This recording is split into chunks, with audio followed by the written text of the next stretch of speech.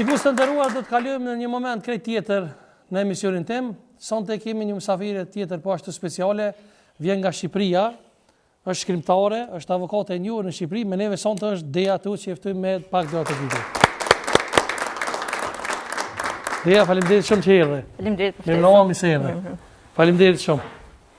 Olo si të kojshia. Mirë se erdhe në Kosovë, faleminderit shumë që erdhe edhe një herë. Mirë se gjeta, kënaqësi. Thash në prezantim nështë asë gabu shkrimtare dhe avokate. Ke gabuar radhën avokate dhe pastaj poete. Po. Pse këtu shkojnë me radhë? Po, si pas rëndësisë si apunë, do me thonë, avokatinë kam profesion të përditshëm, ndërsa poezinë e kam vend ku gjë relaks dhe mendoj që ti thuash vetes shkrimtare duhet të jesh një ndoshta pak vite më vonë, shumë herë. Po, ishte mirë me shkrimi, prandaj thash. Po, faleminderit, duket se do thoja titull që më rri pak shumë për momentin. Po kështu do me thonë edhe më pami kështu më skina i hobi tjetër, për shembull modele ose aktorë ose kështu. Shiko, ky është një paragjykim, do me thënë ju po e thoni bukur se duhet ta marr si kompliment, po në përditshmëri është pjesë paragjykuese, sidomos në profesionin tim, se që ti je avokate dhe ndoshta të marrin me interes të veçantë, me rëndësi të veçantë, duhet të jesh pak më ta quaj e ngjashme me gjininë mashkullore, ndoshta jo shumë e kujdesur për pamjen e jashtme, por sigurisht s'ka lidhje, domethënë mund të jesh shumë e mirë në profesion edhe të kesh edhe dëshirë dhe pasion të dukesh bukur. E vërtet. Po para se me kalu në pak më biseda pak më serioze, po bëjmë pak emisionin pak më relaks, se patëm shumë biseda serioze edhe më herët me dy mjeshtrit e meditimit. Një avokate kur një mashkull i thotë të dua, për shembull, ai beson ai li provat, se ju avokat veç me prova jeni. Ne nuk besojmë asgjë. Pa prova, për më tepër pastaj fjalën të dua, që mendoj që ka vend shumë për dyshime nga ana e tij që e merr dhe për dhënien provash nga ana e tij që e jep. S'po të pyes kështu, po mendoj ai lidhje ai e dashuruar, por po të pyes në lidhje apo në dashuri, çka preferoni me qenë më shumë prokurore, me të sulmoni apo avokate, më mbrojt? Jo, në lidhjen dashuri preferoj të jem thjesht Dea, pa këtë kostumin e avokates. Nuk dëshironi me qenë për shembull prokurore me sulmu? Jo. E keni thonë, unë ti kom përcjell intervistat edhe ki shumë të këndshme në një nga intervistat, nuk i dia keni thënë jo, po e keni pas një intervistë shumë interesante, që më ka bu përshtypje dhe kanë thonë burrat janë si qeni, si t'i shohin të pasmë të vrapojnë pas tyre. Sigurisht se kam thënë unë. Jo. Nuk do e thoja kurrë, po është në vërtet në një nga daljet që unë kam qenë në një panel, edhe e kam kundërshtuar në heshtje se nuk më pëlqen të kundërshtoj panelistët ku jam.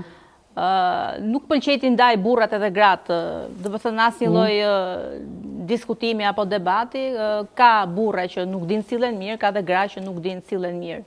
Po kështu si avokata, keni ngacmime ju zakonisht për klientëve të juaj? Ju ka ndodhur ndonjëherë për shembull me orë klienti, për shkak të ondën me orë me thonë pe bëj lëndën të tillë dhe në fund më të ngacmu. Shiko, ky ngacmimi ndodh për sa kohë nuk i kam klient, se në momentin që dikush ka një problem me drejtësinë, harron se si duket avokati apo avokati, por e ka të gjitha të interesin të zgjidh problemin. Kështu që një njeri që është në probleme me ligjin, do të marrë shërbimin për ta ndihmuar para drejtësisë dhe nuk mundet t'i shkojë mendja të ngacmojë. Ndërsa këto ngacmimet që avokaten e lidh me figurën e një vajze që më pas edhe mund t'i duket e bukur, se dhe bukuria është relative, është nga personat që nuk kanë asnjë problem dhe kuptohet hedhin këto ngacmimet e fillimit. Po për shembull, atë ka ndodhur që s'ka pas probleme fare, por ka orë për shkak tonën. E ka shpik një gjore, ka thonë e kam me sadrije për shembull. Jam rrej në filan venin edhe ka orë për shkak tonën. Ajo ngjarja nuk shkon gjatë, do të thënë, ndodh deri në atë konsultën e parë që ti e kupton që s'ka problem real edhe po ka, besoj ka kushtu. Po edhe se që po heziton me thonë, po ka kësi raste për shembull. Ka. Patjetër që ka, por ajo ngel vetëm në stad në një konsulte, sepse problemi nëse nuk është, nuk mund vazhdoj më pas mbrojt për një problem që nuk ekziston.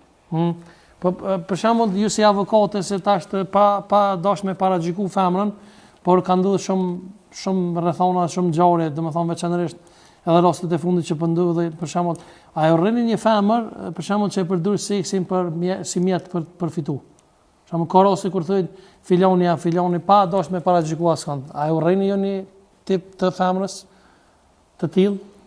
Edhe këtu nuk dua të bëj ndarje, sepse ka dhe meshkuj që e përdorin le ta quaj, trupin e tyre si formë përfitimi material. Kështu që ka sigurisht më shumë vajza, më shumë gjini semërore që e bëjnë këtë, por ka dhe meshkuj që e bëjnë.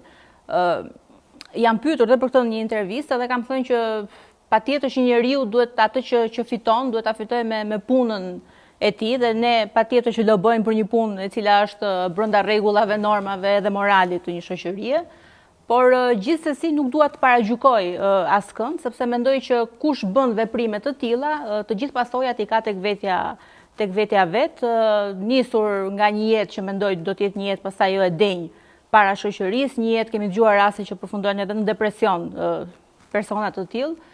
Kështu që janë ata që më spaku dalin të fituar, le ta quaj, nga ky aktivitet. Unë urrej më shumë kur na vjedhin korrupsioni i shtetit, kur na marrin ato para tona, ata që ndikojnë tek unë, domethënë, sepse një person që shet trupin, pavarësisht se është një vepër, le ta quaj, është vepër penale, është krim edhe është jo e moralshme, prap dëmin ja jep vetes së tij apo vetes së saj, kushdo që e bën, ndërsa kur të vjet pastaj shteti apo personat që punojnë edhe marrin, paguhen nga taksat tona dhe ndikojnë ato tenderat që merren e jepen, për mua këta janë, se s'dua ti shaj tash në terma që nuk lejohen në televizion, por për mua këta janë dëmi i vërtet edhe këta i gjykoj dhe i paragjykoj. Pa është shqetësuese për shembull fenomeni që shpeshherë kam dëgjuar pa dashme paragjyku korona, është shqetësuese për shembull që thonë veçanërisht për femrat tona, që më vjen keq, thonë për shembull jo kështu e skurt, jo ka Dubai, shkojnë në Dubai, ke dëgjuar për kësi fenomene për ty si avokate, a është shqetësuese? Këto ndodhin edhe brenda, pa që nevoja të shkosh në Dubai, domethënë këto ndodhin ke persona që ne as nuk e dim që mund ta bëjnë atë si veprimtari. Mendoj që është ka hyrë aq thellë në shoqëri si fenomen, pa dashur të shkohet fare as në Dubai as kund, pa dashur të bëhesh eskort, sepse eskorta është pjesë e një, le ta quaj, e një rrjeti të mirëfillt ku dihet për çfarë po shkohet dhe dihet çfarë merret. Këtë e bëjnë edhe persona që nuk do duhej kurrësi, domethënë. Gjithsesi unë jam me mendimin që për sa kohë jemi deri në këtë fazë kur ka kaq shumë, le ta quaj, persona që e bëjnë këtë vepër penale, kam qenë për legalizimin e prostitucionit. Kështu jam shprehur edhe në dalet të tjera, sepse për sa kohë personat e kanë këtë, le ta quaj, e kanë këtë qëllim për ta bërë, e kanë këtë kërkesë ata që e kërkojnë dhe e kanë këtë dëshirë ata që ofrojnë, mendoj që po t'ishte brenda rregullave të një shteti, brenda kontrollit shëndetësor mbi gjitha, do t'ishte edhe ndoshta do t'ishte jo kaq shumë kërkesë lartë, sepse në vendet europiane ku është i legalizuar, ku është i ligjshëm si aktivitet, ka më pas edhe përdhunime të miturëve, ka dhe më pak vajza në moshë shumë të re që e kryejnë. Ati ku është i legalizuar? Ati ku është i legalizuar, sepse dihet janë vendet përkatëse, të kontrolluara nga shteti, licencuara që ofrojnë si shërbim. Dhe ata që kanë kërkesën drejtohen drejt tyre vendeve. Ndërkohë që në vendet si Shqipëria, Kosova apo vendet tjera ku nuk është legale, fatkeqësisht më pas kërkohet edhe tek vajzat e mitura, kërkohet edhe ndoshta tek vajzat që kanë arritur moshën 18 vjeç, por një 18 vjeçare akoma nuk e di se çfarë do bëjë me të ardhmen e saj dhe përfundojnë në duar të gabuara. Shkort të shqip pa ofendime, tak porë, tak mollin. Thënë të na. Këtë e the ti. Po për shembull për juve si avokate, nëse një politikan i korruptuar edhe që kështë ditë i sigur që e ka korruptu vendin edhe e ka vjedh popullin e saj, a e kështë morë si klient për me mbrojti? Shiko, janë disa çështje që unë le ta quaj kam bërë pakt me veten që nuk do të marr kurrë pjesë si mbrojtëse e tyre. Edhe është pjesa e pedofilisë edhe e përdhunimit. Këto janë dy rastet që unë refuzoj kategorikisht, domethënë si do të jetë pagesa edhe kushtet edhe të gjitha, mendoj që këto nuk i arsyeton asgjë. E politikan? Ndërkohë kam marrë pjesë edhe në gjyqe e vrasje, domethënë që kam marrë nuk diskutohet se avokate, po. Kështu që do të kisha marrë pjesë, kuptohet, pa bërë ato, le ta quaj, manipulimet e provave, sepse fundja fare ti je avokati i dikujt, nuk është vetëm domethënë mbrojtja mund të jetë edhe thjesht për të interpretuar ligjin. Nuk është se avokati do të nxjerrit pafajshëm apo për vepra që duken konkrete që ti ke bërë do t'i azgjësoj ato prova. Avokati mund t'jetë thjesht edhe për të interpretuar ligjin, për të bërë letra, shërbimet gjyqësore, që ka shumë gjyqe që nuk mund t'i bësh pa pranimin e një avokati, kështu që ti aty nuk e atë faktorin konkret, domethënë rëndësinë e madhe që të ndikosh në prova apo në. Po për shembull për juve si avokate është shqetësuese kjo ndarja e çifteve që po ndodh shumë, edhe pse vjen ky fenomen? Po ndodh shumë tash, për shembull një javë ditë pas një jave ndahen. Besi fëmia jetim. Pas një jave nuk besoj që divorcohen. Ka edhe pas një jave. Po ndoshta është ajo, sepse ndarjet shumë të shpejta, domethënë që vijnë shumë shpejt pas martesës, është fakti që çifti bashkëton me njëri tjetrin. Ka ardhur nga një lidhje ku nuk ka jetuar në një banesë, duke jetuar një banesë ti arrin të kuptosh saktësisht se me kë je martuar dhe aty më pas dalin ato konfliktet që vinë më vonë. Unë sigurisht e mbroj shumë familjen, martesën, edhe kur më vjen një palë në gjyq për të divorcuar, jam ajo që gjithmonë bëj përpjekje që të shoh nëse ka mbetur ndonjë mundësi për të pajtuar ky çift edhe për mos u divorcuar. Por e them shpesh që është gjë shumë e mirë që divorci ekziston në letra dhe ti ke mundësinë ta bësh, sepse mendoj një çift që do të ndahet, domethënë ka një sër arsye që do të divorcohet edhe vazhdon të qëndrojë në një shtëpi për arsye të ndryshme. Është pikërisht ky çifti që më pas vjen në konflikte verbale, deri në konflikte fizike dhe deri në humbje jete. Pra cili është shkaku më i shpeshtë? Dhe jam falë që po ndërmes. Shkaku më i shpeshtë i ndarje për shembull, çifte? Mendoj e para dhe më kryesorja është që njerëzit i kanë vënë rëndësi të madhe individualitetit, pra kanë kuptuar rëndësinë e vetes, edhe në momentin që shohin që nuk arrin të ndihen mirë me personin tjetër në krah, atëherë i japin në fund asaj marrëdhënies, pra gjithmonë tash nga të jetuarit bashkë njohin njëri tjetrin. Problemet ekonomike dhe emigrimi kanë qenë deri diku shkaqe për divorcin, sepse njëri partner është larguar jashtë për një jetesë më të mirë, gruaja në raste më shumë ta ka mbetur në shtëpi dhe distanca mes tyre ka sjellë edhe probleme të ndryshme. Nuk mendoj që janë më sot këto arsye, sepse sot emigrimi tashmë nuk është në nivelet që ka qenë më parë, le ta quaj kjo distanca që burri është në një vend, gruaja në një vend tjetër. Vazhdon të jetë rastësia një ndër arsyet kryesore, e shoh domethënë nga gjyqet. A mendon që duhet me fal tradhtin sipas teje? Absolutisht jo. Në asnjë mënyrë? Jo. Nuk justifikohet?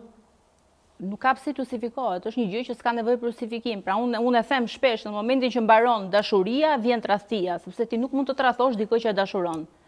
Dhe nëse ti je në një martesë me dikë që nuk e dashuron dhe e ke tradhuar, pse të rish në atë martesë? Është më mirë të divorcohesh dhe gjithë secili të ndjekë rrugën e tij. Po flisni shumë hapur dhe shumë lehtë, ju ai jeni dashuruar që po folni kaq lirë? Unë jam beqare, pa martuar, asnjëherë divorcuar dhe duke qenë që kam bërë shumë divorce gjatë karrierës time si avokate, martesën e kam marrë pak frikë. Frikë ki martesën, pse? E kam pak frikë martesën, sepse kam parë e dashurina e ki frikë? Jam poete, e tham në fillim, dashuria për gjëja më e bukur. Pra ti je dashuruar, nëse jo në një mashkull, në një lule, në diçka të Unë jam e dashuruar me dashurinë, domethënë gjithçka që ka lidhje me dashurinë, unë e dua shumë edhe e përqafoj me sa mundësi të kem. Po princi ëndraftua si femra e dashuron, cili kishte më qenë princi ëndrave një avokatës, siç i di. Po shikoj, mendoj që dashuria e vërtet është ajo që nuk është me lapse me letër, domethënë nuk është një letër përpara, një së lapse dhe ti thuash duhet ketë to kritere që unë po jap. Mendoj që dashuria kur ndodh, edhe A beson dashurinë që kem parë për shembull? Po, besoj.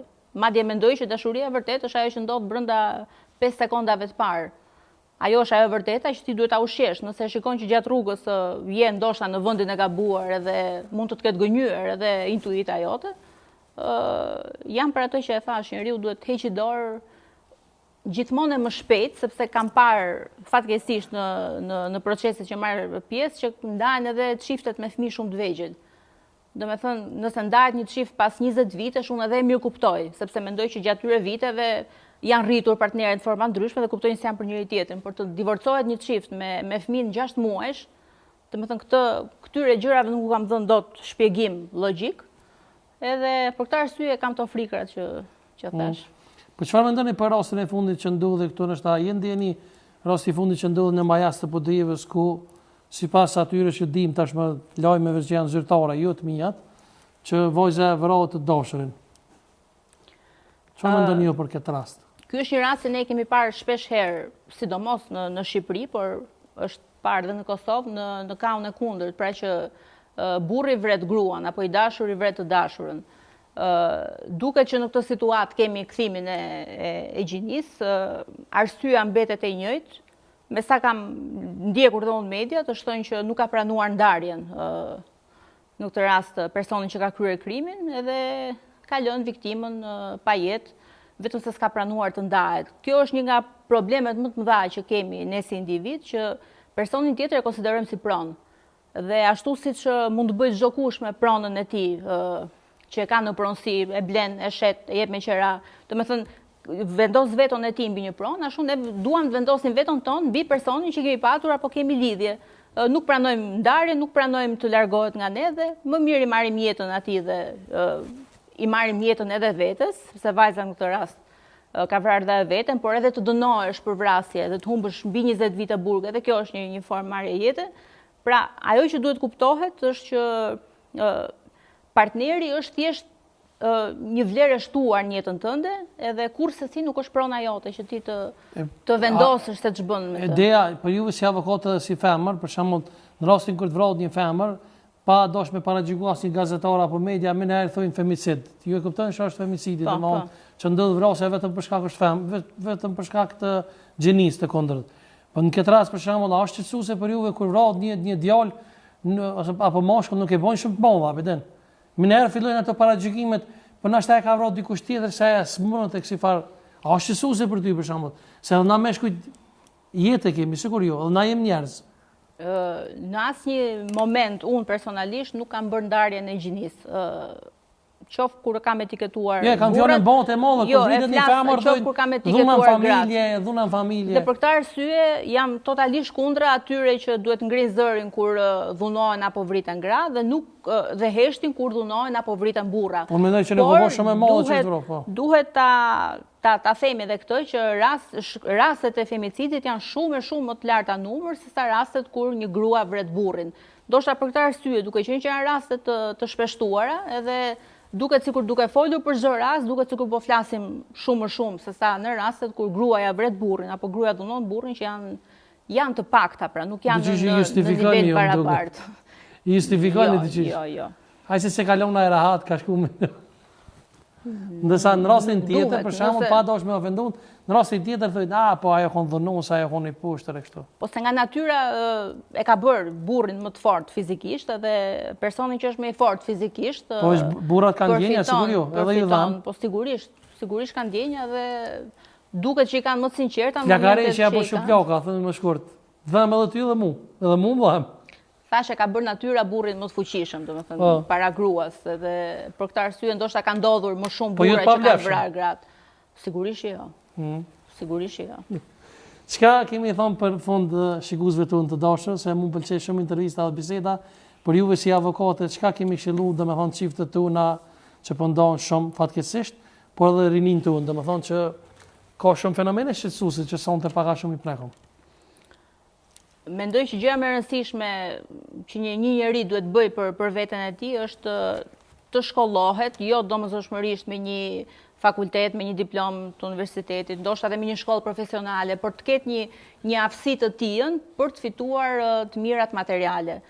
Kjo është, mendoj, çelësi për të zgjidhur pastaj ose për të shmangur shumë probleme tjera. Sikur je në një martesë, mbi të gjitha për gratë, nuk duhet hyrë në një martesë pa qenë të afta që veshmbathjen, ushqimin edhe një strembi kokë ta sigurojnë vetë. Pastaj pak rëndësi ka se sa të mira mund të ketë bashorti dhe sigurisht janë familjes.